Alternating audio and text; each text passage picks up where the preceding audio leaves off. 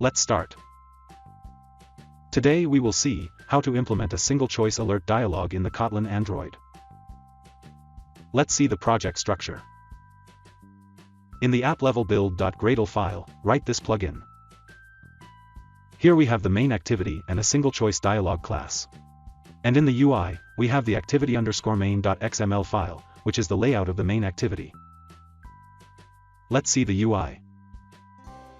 Here we have a button. Show dialog. Let's see the Kotlin code now. These are the imports. This is the single-choice dialog class that extends the dialog fragment.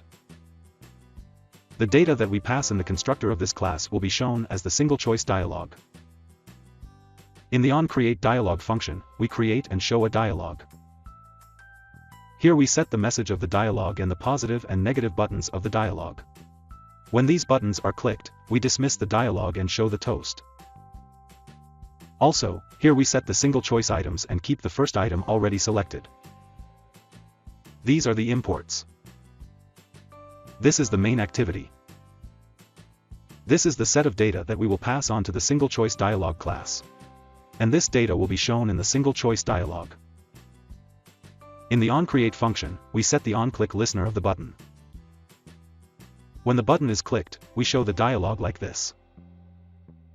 Also, we set the isCancelable attribute to false, so that this dialog cannot be cancelled by just clicking on the screen somewhere.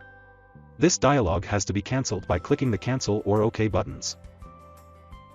Let's run the app.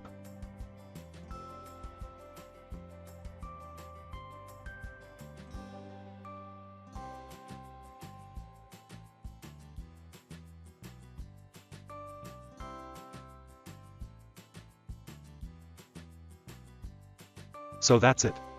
That's how you can implement a single-choice alert dialog in Kotlin Android. Thank you.